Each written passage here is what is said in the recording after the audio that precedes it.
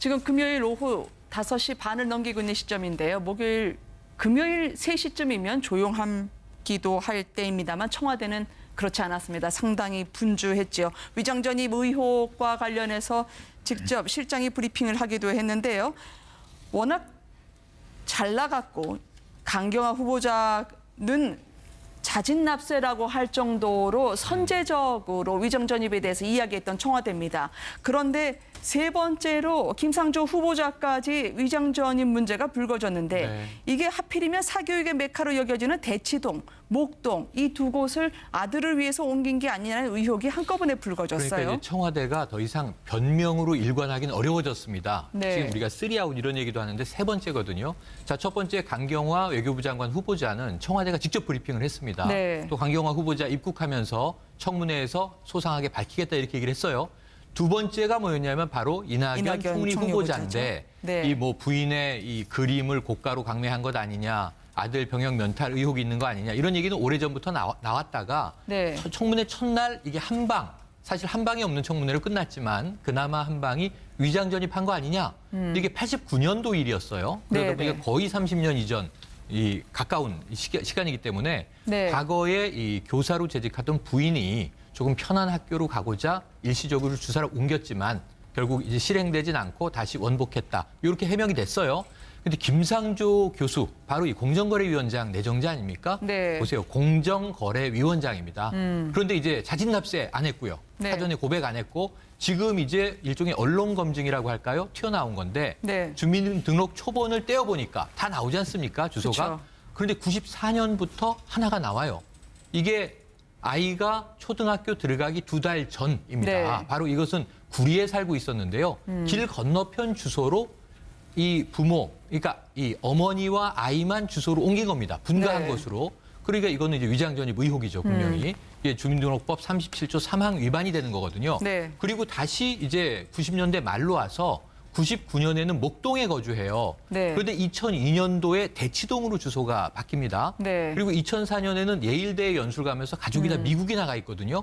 그런데 이 이후에 고등학교 들어가기 직전이 돼서 다시 대치동 주소가 돼 있는 거예요. 네. 그러니까 이제 복잡하게 설명드렸지만 간단하게 말씀드리면 2번 초등학교 입학 전, 고등학교 입학 전에 주소지가 위장 전입된 것으로 지금 확인이 된 사안이에요. 네. 여기에 대해서 이제 청와대가 더 이상 어떤 대응도 하지 않고 넘어가긴 어려웠던 것 같습니다. 임종석 비서실장이 오후에 상당히 발표를 소상한 했죠. 브리핑을 했는데 네. 원칙과 현실에는 좀 엄중한 무게의 차이가 있다. 이런 메시지였습니다. 눈높이에 미치지 못해 죄송하다라고 얘기하지만 과연 검증 무대에서 해명이 받아들여질까요? 저는 뭐 그럼에도 불구하고 지금 네. 뭐 청와대 고민은 충분히 있습니다만은 저는 이 지금 강경화 외교부 장관 후보자에 대해서는 왜 셀프를 고백을 하고 네. 나머지 그럼 이낙연 총리 후보자나 지금 그 김상조 공정거래위원장 후보자에 대해서는 왜 이야기를 안 했느냐. 그것은 뭐 청와대의 검증에서의 과정에서 뭐 착오가 있은 것인지 아니면 사안을 좀 달리 본 건지 이 부분에 대해서 구체적인 해명이 없다. 그리고 지금 앞서 그 우리 앵커께서 이 프로 시작할 때 백예련 민주당 대변인하고 인터뷰를 했습니다만은 네. 백예련 그 대변인이 뭐라고 이야기를 했습니까? 위장 전입도 약간 조금 질적 차이가 있다는 식으로 이야기를 하면서 부동산 투기와 탈세 정도하고 관련되지 않으면 조금 네. 봐줄 수도 있는 것이 아니냐고 이야기를 했습니다만 그것이 집권 여당의 입장을 넘어서 청와대 입장인지 이 부분에 대해서도 분명한 원칙을 청와대가 오늘 좀 밝혔어야 되는 것이 아니냐. 물론 네. 단순하게 해명 정도로만 해서 넘어갔을 단계는 아니다. 앞으로 지금 많은 장관들이 지금 남아 있는데 이러한 부분에서 기준을 좀 명확히 하고 뭐 인정할 건 인정하는 건 좋지만 나름대로의 그런 이 청와대가 생각하고 있는 마지노선이랄까요? 이런 것은 분명히 밝힐 필요가 있다는 생각이 듭니다. 네, 참 이게 감탄치 않은 문제 같습니다. 지금 오늘 오후에 이낙연 후보자에 대한 이제 그 네. 각 당에 지금 모여서 이제 하는데 난항을 겪고 있는 것 같아요. 네. 왜 그러냐면 이낙연 후보자 뭐 혼자 이 정도면 괜찮게 생각을 했는데 지금 바른정당하고 국민의당이 아니 김상조 위원장까지 이렇게 나와버리니까 후보자까지 나와버리니까 이건 너무한 거 아니냐. 그리고 또 김상조 후보자 같은 경우는 뭐 이제 특히 이제 공정거래를 하는 그런 차원이고 또 네. 뭐 문재인 대통령이 이제 5가지 원칙을 제시하면서 반칙과 특권이 없는 세상을 만들겠다고 했지 않습니까? 네. 그러다 보니까 이게 지금 이 만약에 혹시나 여기서 한 명이 더 나와버린다면 제가 볼 때는 아마 새 정부의 인사 자체가 상당히 문제가 될 수 있는 것 같은데 지금 일단 바른정당이나 이쪽에서는 비서실장 갖고는 안 된다. 대통령이 네. 직접 사과해야 사과해라. 이런 식으로 지금 고삐를 좀 더 높이고 있는 상황입니다. 오늘 브리핑 했을 때 분위기는 어땠다고 합니까? 임종석 실장이 직접 이야기하던데요. 사과하고. 임종석 실장이 그 사과 브리핑을 하고 나서 그 뒤에 기자들과 질의응답을 가졌는데 기자들도 가장 그 부분을 제일 먼저 물어봤습니다. 강경화 후보자 같은 경우는 네. 먼저 얘기했다 손 치더라도 그러면 이낙연 후보는 왜 이렇게 된 거냐 그랬더니 임 실장이 이렇게 이야기를 합니다.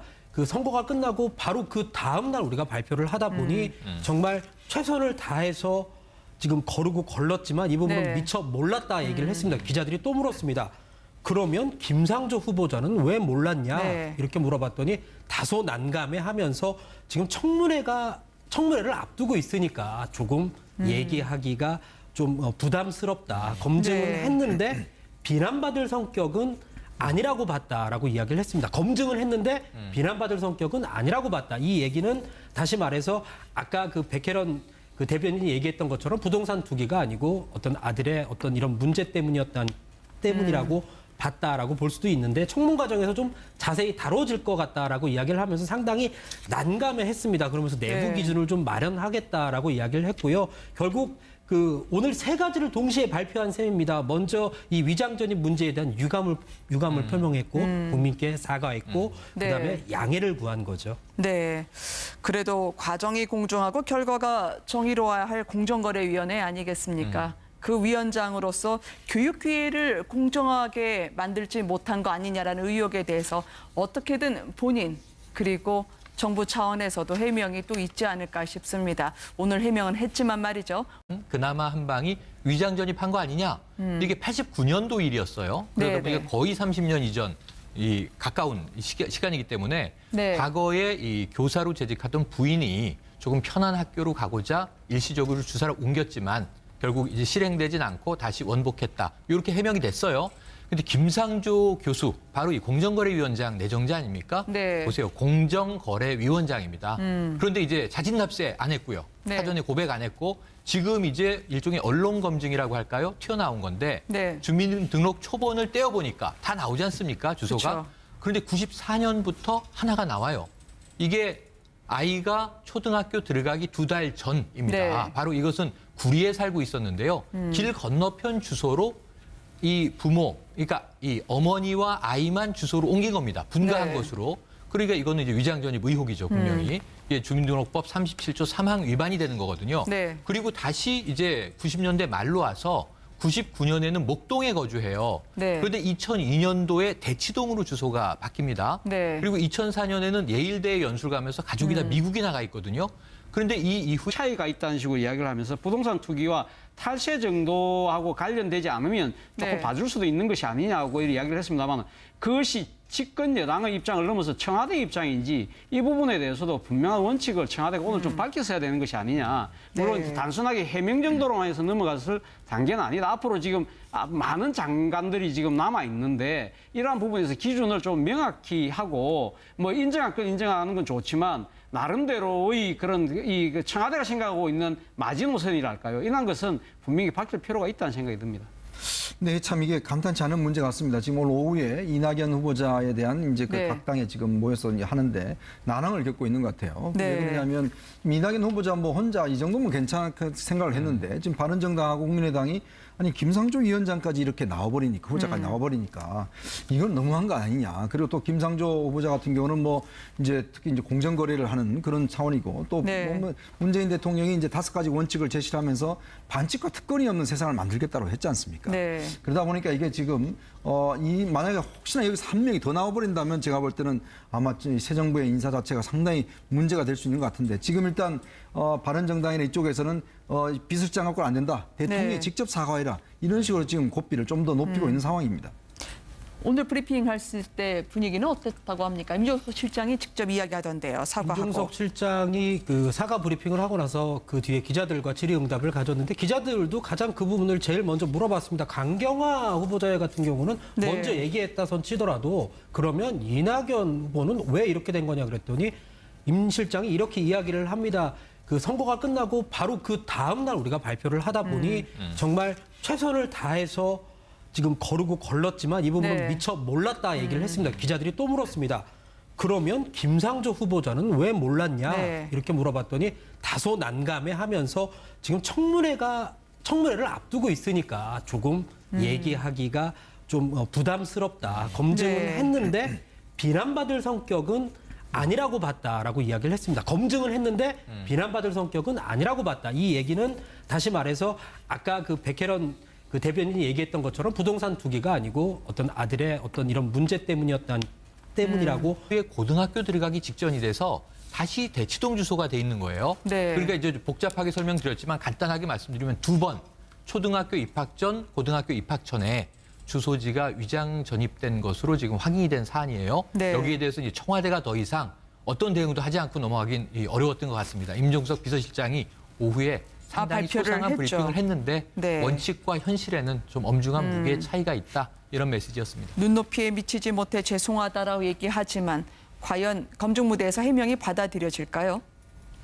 저는 뭐 그럼에도 불구하고 지금 네. 뭐 청와대 고민은 충분히 있습니다만은 저는 이 지금 강경화 외교부 장관 후보자에 대해서는 왜 셀프를 고백을 하고 네. 나머지 그럼 이낙연 총리 후보자나 지금 그 김상조 공정거래위원장 후보자에 대해서는 왜 이야기를 안 했느냐. 그것은 뭐 청와대의 검증에서의 과정에서 뭐 착오가 있은 것인지 아니면 사안을 좀 달리 본 건지 이 부분에 대해서 구체적인 해명이 없다. 그리고 지금 앞서 그 우리 앵커께서 이 프로 시작할 때 백예련 민주당 대변인하고 인터뷰를 했습니다만은 네. 백예련 그 대변인이 뭐라고 이야기를 했습니까? 이 위장 전입도 약간 조금 질적. 지금 금요일 오후 5시 반을 넘기고 있는 시점인데요. 금요일 3시쯤이면 조용하기도 할 때입니다만 청와대는 그렇지 않았습니다. 상당히 분주했죠. 위장 전입 의혹과 관련해서 직접 실장이 브리핑을 하기도 했는데요. 워낙 잘 나갔고 강경화 후보자는 자진납세라고 할 정도로 선제적으로 위장 전입에 대해서 이야기했던 청와대입니다.